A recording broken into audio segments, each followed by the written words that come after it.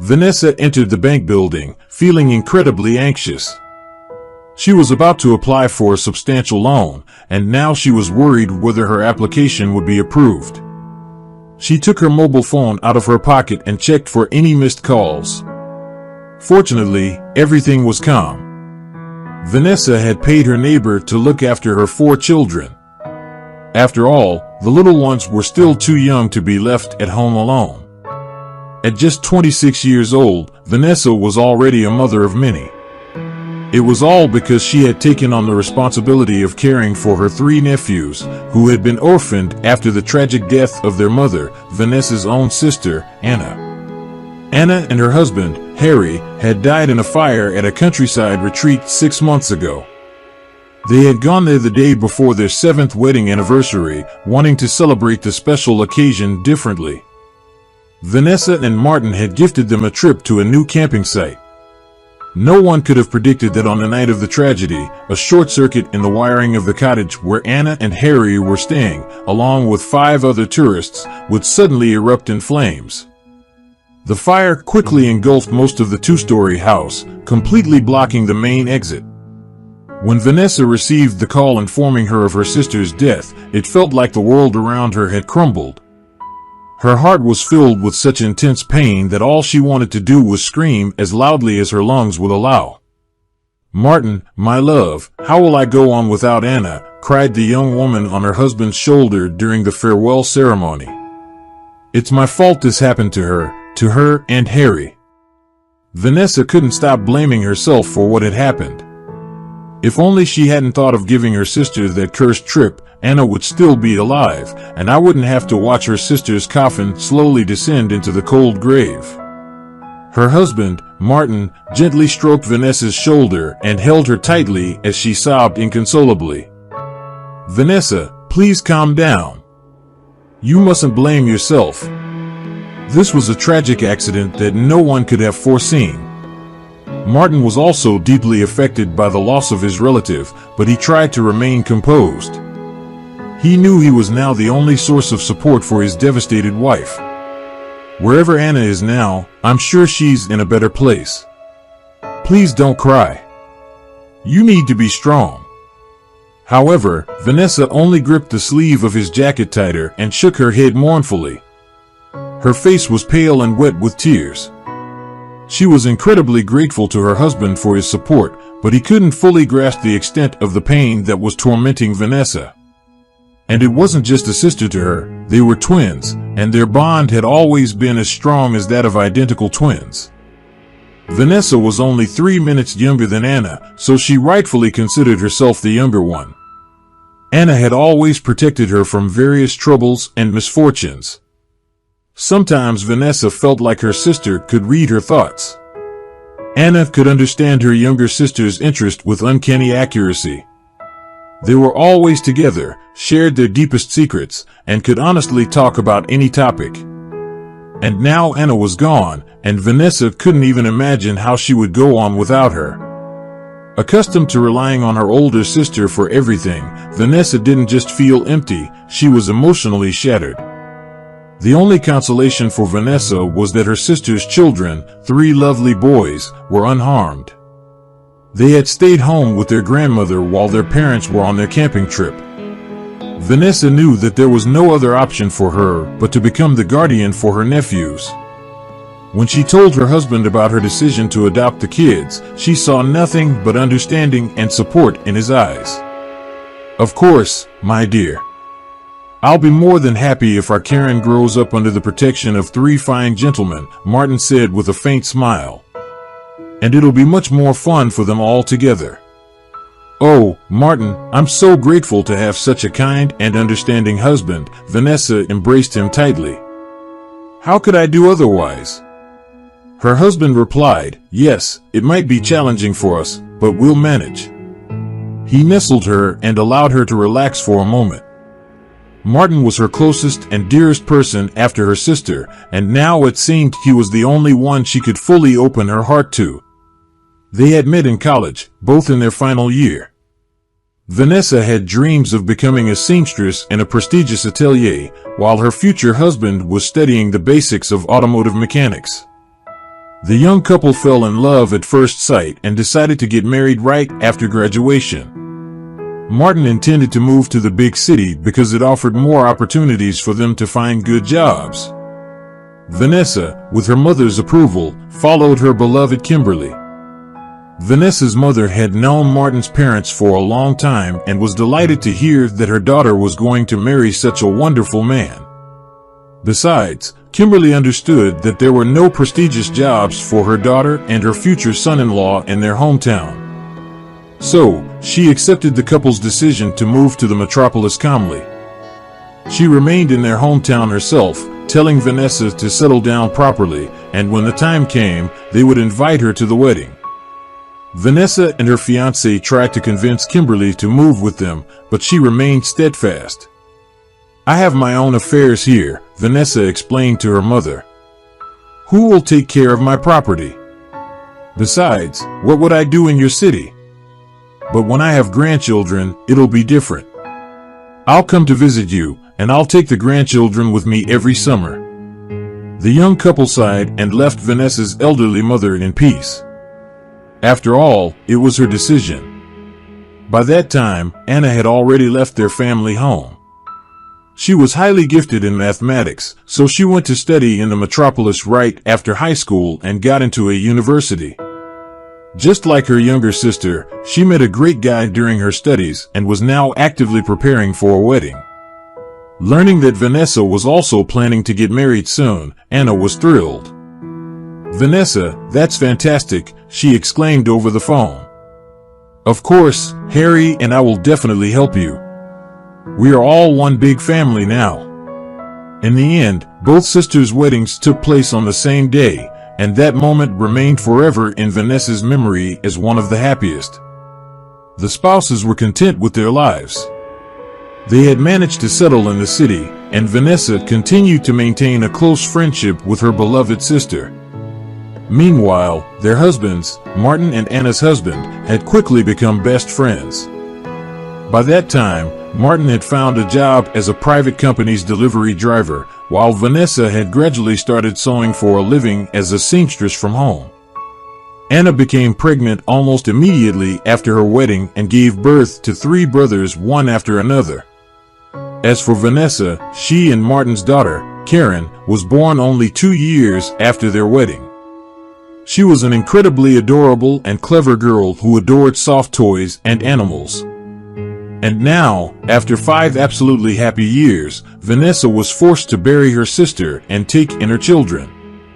Karen, being very young, didn't fully grasp what had happened to Anna. Her parents had only told her that Anna had gone to heaven forever, and now her cousins would live with them. The boys, the oldest of whom was 5, already understood what had happened to their parents. They had been present at the funerals and deeply missed their mom and dad. But gradually, the children began to recover and even started playing with their cousin. Vanessa, watching this, could finally breathe a sigh of relief. For the first time in these difficult weeks, because only God knew how she had been worrying about her children's fragile psyche. By adopting her sister's children, Vanessa had become a mother of many. Now she and her husband were entitled to some financial assistance for the children, but when all the paperwork was done, it turned out that the money was catastrophically insufficient. It wasn't even enough to buy clothes for all 4 of them. And children at that age seemed to be growing almost every hour. So, Martin decided to go to work as a laborer on a construction site to earn more money for their family. "I'll send you money for the kids every week," Vanessa's husband promised. "Don't worry, my employer is reliable. Just take care of yourself, dear." His wife pleaded, and Vanessa struggled to hold back tears, but she tried to stay strong. She knew that Martin was doing this solely for their family's sake. "Don't worry, my love," Martin gently touched her face. "Thousands of people work like this every day, and they're fine. Besides, when I come back, we'll be able to buy everything the kids need." Vanessa nodded, unable to speak a word. In her mind, she understood that her husband was right, but her heart refused to accept the separation. "Please call me every day," he finally said. Otherwise, I won't be able to sleep until I hear your voice." Vanessa clung to her husband as tightly as she could. She didn't want to let him go. Her heart still wasn't ready to part with her spouse, longing for him as if they hadn't seen each other for weeks. In response, Martin passionately kissed his wife. To be honest, he didn't want to go so far away either, but what could he do? It was one thing to feed and clothe just one child, and quite another to do so for four. Vanessa just focused on the good, her husband told her in an overflow of emotions that even brought a tear to his eye. "Think of me every evening, and rest assured, I'll feel it." "Of course, my love," Vanessa exclaimed, tears streaming down her face. "I won't just think of you, I'll pray for you." Martin hugged Vanessa tightly once more before leaving. After that, he assured his wife that he would keep in constant contact. After saying goodbye to the children, he stood at the threshold of their apartment, gazing lovingly and full of concern at Vanessa and the little ones. Only then, with tears welling up but held back, did Martin manage to leave. The next couple of weeks were relatively normal. The spouses were constantly in touch, but then something very strange happened. Martin suddenly disappeared. He simply stopped communicating, no calls, no messages, nothing. At first, Vanessa thought her husband must be extremely busy at work. However, no matter how many times she dialed Martin's number, he remained unreachable. Martin couldn't have turned off his phone, she worried. There must be something terribly wrong with him. Vanessa tried to push away the dark thoughts, but it was difficult. Something deep inside her was screaming that something terrible had happened to Martin.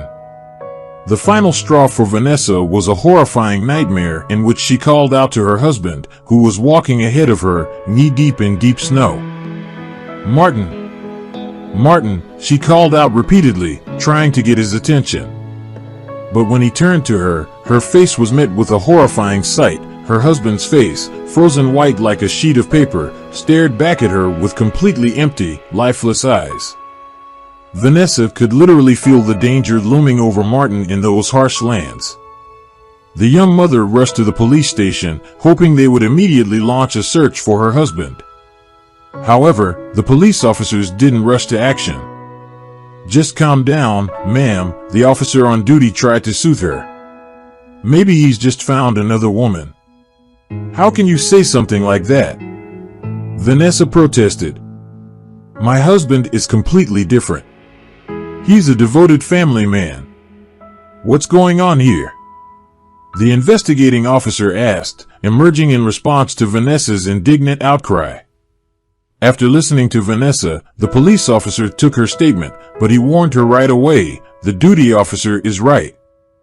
It's a harsh climate out there. It's entirely possible he got lost." Vanessa felt her heart tremble.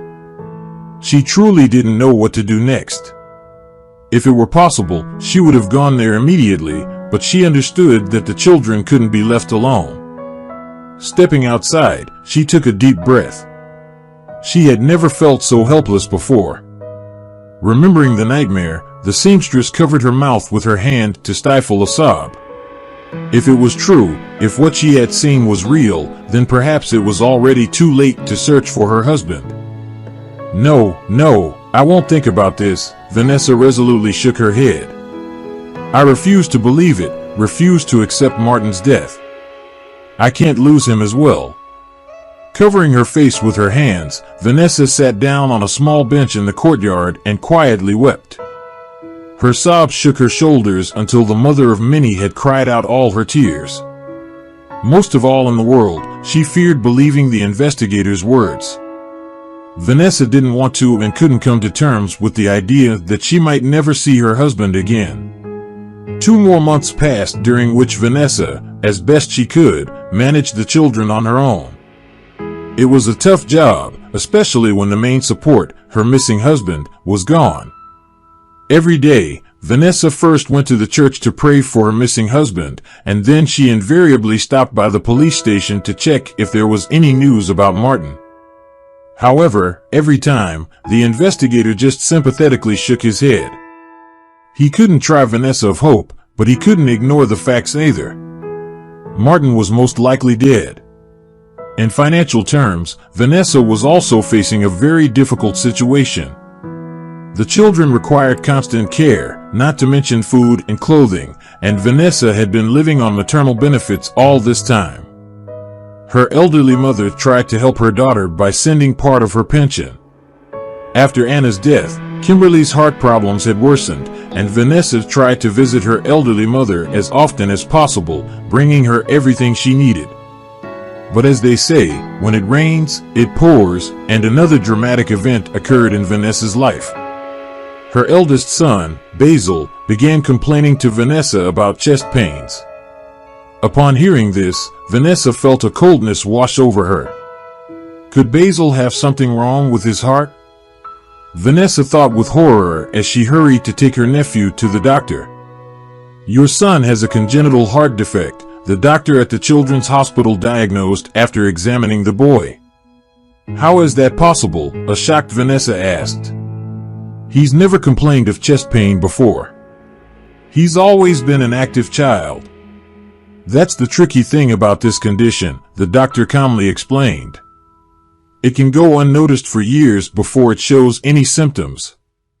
But typically, it presents itself at a very young age. Regardless, Basil needs surgery, and the sooner we perform it, the higher the chances of his recovery." "Of course, I'm ready," Vanessa replied without hesitation. "When can we do it?" The doctor looked at her seriously. "The thing is, there are many children in need of the surgery. You'll need to get in line, and it's quite long." "How long will Basil have to wait?" Vanessa asked, looking the doctor in the eyes. "Well, you're a mother of many children, so you're entitled to a certain quota," the doctor evasively replied. "Some wait for a year or even longer." "Is there really no other option?" Vanessa asked, feeling desperate. "There is, of course," the doctor lowered his gaze. "A private, scheduled surgery." When the doctor mentioned the amount for the surgery, Vanessa let out a sigh. "Lord, I couldn't save up that much money in 10 years. The mother of many slowly walked down the street, contemplating where she could find the money. Of course, she could try approaching the relevant organizations, describe her situation to them. Maybe it would help expedite the process and move Basil up the waiting list. However, Vanessa could well imagine that it might all turn out to be a scam, and they wouldn't receive any money. Vanessa took a deep breath and stopped for a brief moment. She felt like she couldn't go on. She was ready to surrender to fate and let events unfold. She felt her strength quite literally leaving her. Her heart began to race in her chest. And then, a sudden heaviness overwhelmed her. Vanessa leaned against the wall of a nearby house, just in case. "I can't," Vanessa whispered to herself. "I can't go on losing her sister, husband, and now facing the possibility of losing her eldest nephew. It's all just overwhelming." For Vanessa, it felt like the end of it all. "Is this the end?" she thought. "Is it going to end like this? And will I have to bury Basil too?" Imagining what this decision might lead to, Vanessa felt as if something inside her was pushing her forward, urging her to keep going. With every step, the mother of many could feel adrenaline coursing through her veins. "Vanessa, pull yourself together. A child's life depends on you right now. Will you let him die without doing everything possible to prevent this terrible ending to his little life?" Vanessa firmly decided that she would try her luck and get in line for the free surgery. However, Vanessa wasn't planning to stop there and throw in the towel. She intended to approach a bank and apply for a loan. "Whatever happens, whatever the bank's decision may be, I have to do everything to get the money for Basil's surgery. If not in this bank, then in another, but I will definitely find a way," the determined mother thought. She vowed to herself that she would do everything in her power to make her nephew healthy again. On that day, Vanessa was more anxious than ever. She entered the bank building and headed straight to the loan department, where they were supposed to review her application. The day before, she had filled out all the paperwork, and today she was supposed to meet with the manager to discuss the loan. However, in the general waiting area, Vanessa witnessed an unpleasant scene. The bank security guard was trying to escort a middle-aged woman who looked to be in her 60s out of the building. Moreover, he was doing it in a very rude manner. "Listen, lady, get out of here. Why are you bothering people?" the security guard scolded her. "I'm not bothering anyone at all," the elderly woman tried to protest. "I'm just as much a customer as everyone else here, and I demand respectful treatment. Maybe I want to open an account in your bank." Upon hearing the woman's words about opening an account, the security guard burst into laughter. "What kind of account, Granny? Accounts are opened by people who have money. You better go home." After that, the man roughly grabbed the elderly woman by the elbow and possibly dragged her toward the exit. "How dare you? Let me go immediately. I demand to see a manager," the woman shouted. Vanessa couldn't remain silent and was deeply shocked by what she saw.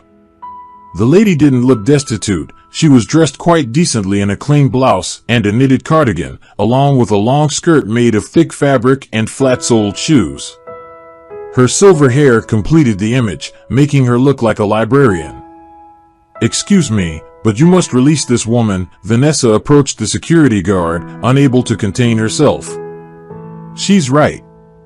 She has every right to inquire and conduct business in this bank, just like any other customer." "And who are you exactly?" the security guard asked angrily, looking at Vanessa. "Or do you want to leave too? I can arrange that for you right now. How can you be so shameless?" Vanessa retorted and tried to free the elderly client from the security guard's grasp. "Hey, don't touch me," he yelled at her, and a heated argument ensued between Vanessa, the security guard, and the elderly woman. They couldn't avoid having witnesses. Several people had stopped to watch and listen to the unfolding scandal. Within a few minutes, the bank manager emerged in response to the commotion. He was livid. "What's going on here, Ian? How could you behave this way with women? Come down right now and release them." The security guard had no choice but to obey the order. As soon as he let go of the elderly lady's arm, the banker turned his disapproving gaze toward her and Vanessa. "And what's happening here, ladies? What's all this shouting? Do you realize that your behavior is tarnishing our reputation?" "I'm sorry, but we didn't start this," Vanessa quietly responded and proceeded to explain the entire situation to the bank manager. Upon learning that his employee had acted so rudely, the banker promised that he would have a serious talk with him and withhold his bonus. "Nevertheless, you should have remained calm," the bank manager said to Vanessa before turning to the elderly lady who had stepped aside. "And you should have gone straight to the relevant department." At that moment, Vanessa, feeling awkward, was already thinking that after such an incident, she probably shouldn't expect her loan application to be approved. But could she have acted differently? She was accustomed to showing respect to her elders and couldn't stand by while this lady was mistreated. It was, in her understanding, inhumane. Suddenly, the elderly woman unexpectedly raised her head proudly and addressed the banker. "You know, your bank has the most atrocious service of any I've ever seen." With these words, the old lady removed her silver wig and wiped away her makeup. Everyone was taken aback by the transformation they witnessed. Vanessa was speechless, watching as the elderly woman turned into a young and attractive girl, someone her own age. "Have you lost your mind? What's with all the charade?" the banker asked her angrily, pointing at the wig. The young woman looked the manager in the eye and spoke sharply. "That's none of your business here. Take this." She handed him her passport and another document. "This is my father's will made out in my name. The documents specify the safe deposit box number where my money and family heirlooms are kept, and I want to access them immediately." The manager was greatly surprised, but took the documents and examined them carefully before asking, "Why didn't you come to me with this question right away?" The young woman looked at the banker appraisingly, as if deciding whether to trust him, and then sighed. I had to disguise myself because there are people following me on the street, hired by my husband. He's launched a real hunt for me and my money. I fear for my life. Isabella, that's what the wealthy heiress was called, was speaking the plain truth about her young husband. Daniel did indeed intend to seize all of her wealth. However, there was an even more compelling reason behind his actions. Having grown up in an orphanage, Daniel got involved with what is commonly referred to as the wrong crowd at an early age. The guys Daniel hung out with worked for criminal bosses and engaged in robberies. Over time, Daniel became a top-notch thief, but he aspired to much more. He felt a certain potential within himself. So, after giving up petty theft, he decided to attend school and then pursued a degree in economics, which he managed to get on a scholarship. Daniel turned out to be quite intelligent, and this allowed him to secure a job at Ethan's company, Isabella's father. Daniel embarked on a long journey, climbing the ladder from the very bottom of the business empire to its top manager he dreamed of becoming, at least Ethan's assistant. But no matter what he did, Ethan never saw him in that role. The longer Daniel worked with the millionaire, the more he envied him. He wanted to become the head of this vast business empire himself, to occupy the director's chair currently held by the cantankerous old man. Do you even remember how to manage your company anymore, Daniel? Couldn't help but say one day. Don't you understand that it's long overdue for a change? Your approach is slowly but surely ruining the firm day by day. If you had just allowed me to try and change some of the internal processes in the company, you would be amazed at the high profits we could achieve in the shortest possible time. Instead of a response, the enraged millionaire slammed his palm down on the table. Silence, foolish boy. Did you really think I would entrust you with running the entire company? Have you lost your mind? Who do you think you are, a genius? You're just a manager, nothing more, a person who deals with sales issues even at the highest level. Everyone needs to know their place, Daniel, including you. If you think I'll lose a valuable employee by firing you, you're sorely mistaken. There are no indispensable people. With these words, the businessman turned his back to Daniel in his chair, indicating that their conversation was over. Daniel was seething with anger and resentment as he left the chief's office. From that moment on, the young top manager harbored an intense hatred for the millionaire. He swore to himself that one way or another, he would acquire the man's advanced company and would do whatever it took, even if it meant resorting to criminal activities. Several months after that conversation, fortune unexpectedly took a rather unusual turn for Daniel. Ethan had been suffering from heart problems for a long time, and one day he had a heart attack right in the middle of a business meeting. Unfortunately, the paramedics arrived too late, and the businessman's life was cut short. At the boss's funeral, Daniel carefully observed Ethan's daughter, Isabella. It was at that moment that a sinister plan began to take shape in the manager's mind. What if he were to become the husband of the grieving heiress? Captivating a distraught young woman overwhelmed by grief at such an hour wouldn't be too difficult. Then, once they were married and she inherited her rights, all that would remain for Daniel was to dispose of her and gain full control of the company as the first-in-line heir. Having made up his mind, Daniel began turning his plan into reality. He became Isabella's most attentive and caring companion, accompanying her everywhere after the funeral and in the days that followed. Isabella willingly accepted his sympathy, support, and signs of affection, and despite mourning her father, she fell in love with this handsome and caring young man. The young couple started dating, and very soon, their passionate romance evolved into preparations for a wedding, which took place without a hitch. Daniel was extremely pleased with himself. All that was left was to wait a little, and the company would be his. Happy, Isabella didn't notice any ulterior motives. She enjoyed her new status and life with her beloved until she accidentally overheard a phone conversation between her fiancé and an accomplice discussing the details of her imminent elimination. According to him, Isabella was supposed to have a fatal accident, and all the hitman needed to do was cut the brake hose in her car to ensure she couldn't control it and would perish. Upon hearing that her husband-to-be was planning to kill her, Isabella burst into the room and unleashed a grandiose scandal fueled by righteous anger. She kicked Daniel out of her house and forbid him from calling her, threatening to report everything to the police. She promised to file for divorce herself. Of course, Isabella was well aware that if this scoundrel was planning to kill her, he wouldn't back down from his sinister plan. She realized she couldn't trust anyone in her surroundings. She had to change her appearance drastically, dressing up as an elderly woman. She intended to retrieve her documents from the safety deposit box and relocate them to a more secure location. After that, she planned to hire additional security to ensure Daniel couldn't approach her anymore. The banker carefully verified all of Isabella's passport information and was finally convinced that he was dealing with a wealthy heiress, the daughter of a well-known businessman. The businessman's name was widely recognized in the region due to his generous donations and support for the less fortunate, earning him immense respect from the people showering Isabella with kindness. The manager escorted the young woman to the vault, completely forgetting about Vanessa, who didn't even get a chance to inquire about her loan application. Meanwhile, the banker stepped away to a safe distance and made a phone call.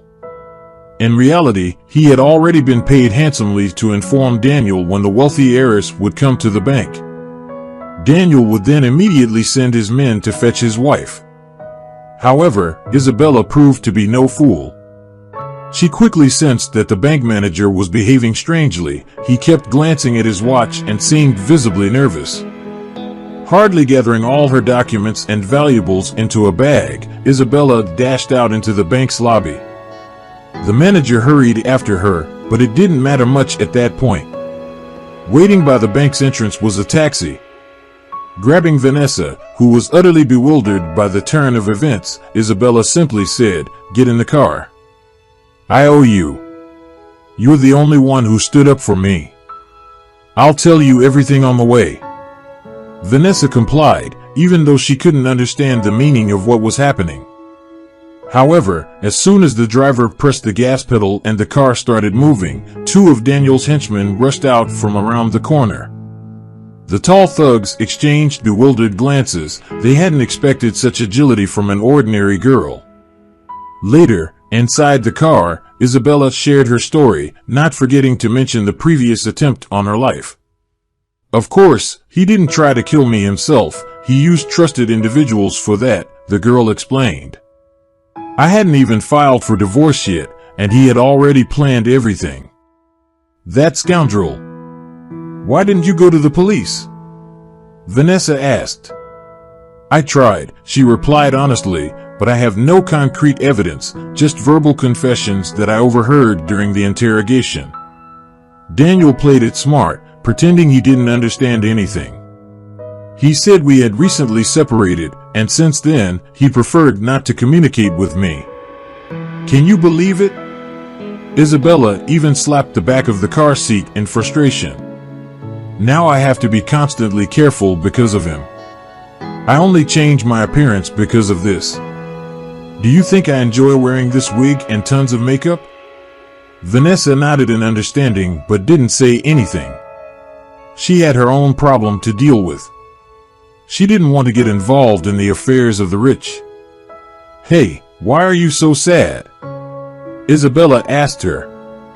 She looked into the eyes of the mother of many children.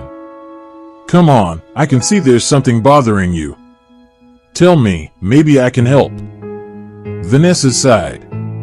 "My nephew is seriously ill, and he needs an operation, but I don't have the money." "What's the problem?"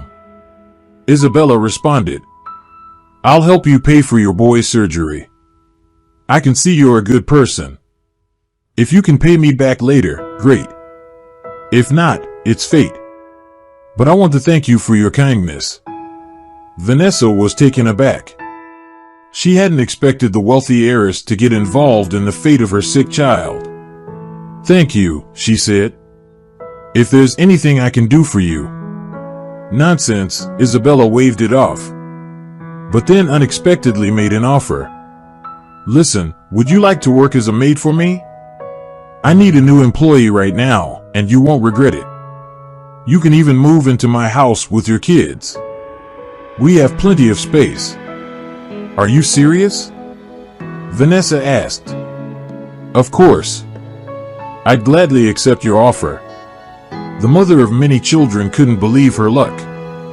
In one day, she had solved her main financial problem and found a good job that wouldn't require her to be separated from her children.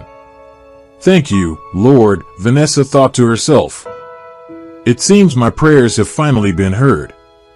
Vanessa moved into Isabella's mansion and began working as her maid, which brought her much-needed peace of mind. Basil had a successful operation, and Isabella covered all the expenses. The boy was now in rehabilitation and recovering well. The mother of many children was overjoyed. Most importantly, her nephew was going to be okay. She felt immensely grateful to the wealthy heiress, and as a result, was extra diligent in performing all the household chores. Isabella didn't have children of her own, so she enjoyed spending time with Vanessa's kids. In a way, they all became like family to her. A month after Vanessa started living in the wealthy heiress's house, the two women became close friends. Vanessa shared her story about her missing husband and all the hardships she had endured in his absence. One day, Isabella called Vanessa over and excitedly shared some news. She was pregnant with Daniel's child.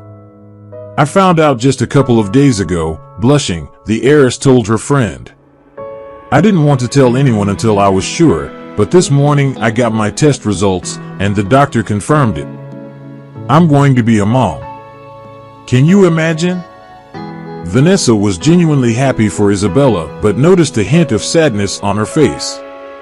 She asked, "Are you worried about what will happen if Daniel finds out?"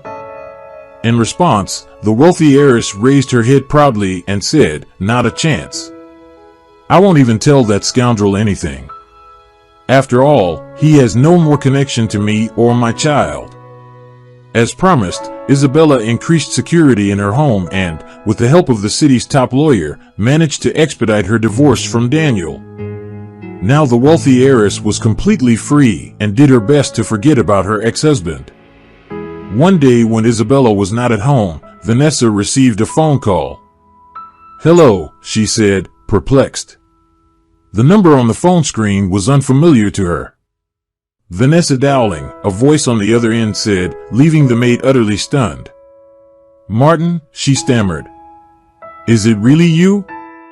But how? I was told by the police that you were already dead." Martin could only manage to ask in response, "My God, my love, how could you ever think I'd leave you and our children?" The man on the other end of the line let out a deep sigh. "When I returned home, I couldn't find you or the kids in our old apartment. The neighbors said you were working as a maid in some wealthy house and gave me your new phone number," he explained. "Yes, it's true," Vanessa replied slowly, and then gave him the address. "Come as soon as you can, Martin. I'm so relieved that you're alive." An hour later, when he arrived at the mansion, Vanessa rushed into his arms and hugged him tightly, just like she did on the day of their last meeting. She had lost all hope of ever seeing her husband alive again. Later, while sitting in the kitchen and sipping hot tea that Vanessa had prepared for him, Martin shared his story. "I was in a serious accident back then. I lost control of the car, and it went off the road into a ditch. The snowstorm that day was horrendous. If it hadn't been for a guy from the nearby village named James, I might have actually died." Martin looked at his wife with a hint of embarrassment. "But why didn't you contact us for so long?" Vanessa asked, her eyes filled with tears. "The hospital James managed to carry me to was in such a remote area that there was no mobile reception there at all. I was in treatment for a very long time, and I was so weak that I could hardly grasp what was happening around me," Martin told her. Vanessa felt a mixture of relief and anger. "You should have found a way to let us know you were alive," she said, her voice trembling. "As soon as we had the chance, James and I immediately returned home," Martin said apologetically. "He's from our town too, and as soon as I got here, I came straight to you and the kids. I only arrived yesterday." Martin warmly embraced his wife once more and buried his face in her silky hair. "My dear, you have no idea how much I missed you all, how worried I was," he confessed. Vanessa tenderly kissed her husband and then, with a trembling voice, said, "Darling, if you only knew how much has happened to us during this time." Vanessa proceeded to tell him about the operation and how she had met Isabella, whose house they were currently in. When the wealthy friend returned from her office and found a stranger in her house, she was quite surprised. Vanessa introduced her husband and briefly explained the situation. Isabella turned out to be very kind-hearted and understanding.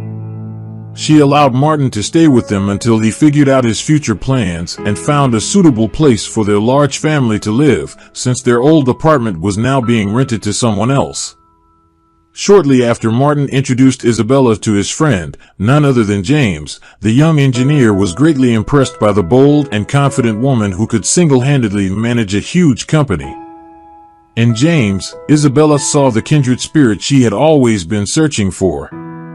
He was a simple yet educated guy who, as it turned out, understood her far better than many of her wealthy acquaintances.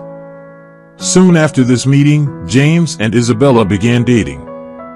They often invited Vanessa and Martin to join them at cafes or go out together with the kids. James was unfazed by the fact that Isabella was pregnant from her ex-husband. He intended to adopt the child as soon as they got married. As it happened, James's uncle served in the police force. Learning about his beloved's dramatic history, he decided to share everything with his uncle, seeking his support in case Daniel, Isabella's ex-husband, tried to re-enter her life. Isabella had reasons to worry. Since Daniel had found out about her pregnancy, he had been persistently trying to meet and talk to his ex-wife, clearly hoping for some sort of settlement. Isabella didn't hide anything from James and told him about her ex-husband's persistence. James wasted no time in addressing the issue, and he and Martin personally tracked down Isabella's former spouse. "Listen carefully and remember," James said, staring intently at the scoundrel. "If you so much as attempt to contact Isabel again and, God forbid, harm her or her child," he continued, "rest assured, we can provide the police with evidence that you have direct connections to the local criminal underworld from childhood. Even you'll be looking at a prison sentence of 10 years or more. Do you understand me?" Furious with rage, Daniel began hurling terrible curses at the men, but as a precaution, chose to retreat as far as possible from them and his former wife. Several more months passed. Isabella's due date was approaching. Throughout her pregnancy, Vanessa and Martin supported and encouraged her, while James was always by her side, showering her with love and care. When it was time for Isabella to give birth, it turned out that the wealthy heiress would have to undergo a cesarean section. These were Isabella's first childbirth, and unfortunately, they were not without complications. During the surgery, the young woman lost a significant amount of blood, necessitating an urgent blood transfusion. Vanessa offered to donate her blood to her friend. However, when the lab technicians brought back the test results, they left the mother of many children in utter shock. "Vanessa, you are really fortunate that the mother-to-be is your biological sister. This significantly reduces the risks of a blood transfusion," the medical staff informed her. "What? How is that possible?" the bewildered girl asked. "What are you talking about? We're not sisters, we're just friends." The lab technician looked at her with clear puzzlement and said, "That's strange, there can't be any mistakes. The tests show that you have nearly identical markers. This usually only happens with very close relatives." Vanessa felt utterly bewildered. She couldn't understand how this could be, especially when she already had one sister. She left the hospital and went straight to her mother's house to learn more about her childhood. Typically, their mother never revealed anything about how she and Anna came into the world. Vanessa had always found this strange, but she had been too shy to ask her mother directly. Approaching their family home, Vanessa was filled with anxiety. Her mother already had heart problems, and now she was about to ask her something that could only make the elderly woman feel worse. On the other hand, this was the kind of situation where a daughter couldn't just let things be, she had to uncover the truth. Initially, Kimberly pretended not to understand what her daughter was talking about, but eventually, she couldn't hold back the tears and confessed that she had adopted both girls from an orphanage. Vanessa was shocked. "I didn't want to separate you," she tearfully admitted to her daughter. "You both were so little, so sweet and scared. How could I have taken only one of you? Of course, I took both, just to be sure." Vanessa asked, "Are you certain there were two of us?" "Absolutely, that's what the director of the orphanage told me," Vanessa's mother replied. On that day, Vanessa left her mother's house with deeply conflicted feelings. No, she wasn't angry or resentful, but she couldn't understand why her mother knew nothing about Isabella. Then it struck her. Vanessa asked James to inquire with his uncle, perhaps he could shed some light on the matter. James willingly agreed, knowing how important this was to his beloved fiancée. It turned out that the culprit behind this situation was the director of the orphanage, who had intentionally kept Isabella hidden from Vanessa's future adoptive mother. He hoped to secure a large sum of money by placing Isabella with a wealthy businessman's family. As a result, the triplets Vanessa, Anna, and Isabella were separated at a young age. Later on, Isabella simply forgot about her childhood years in the orphanage, and the businessman chose not to tell her anything, possibly fearing her reaction to the news that she was an adoptive child and not biologically related to him. When Vanessa shared all of this with her close friend, Isabella was astonished. She never expected that, in helping a stranger, she would ultimately find not only an excellent friend, but also her biological sister. Now all the hardships were behind their families. Isabella gave birth to a beautiful baby girl they named Naomi. A month after their daughter's birth, Isabella and James had a beautiful and joyful wedding.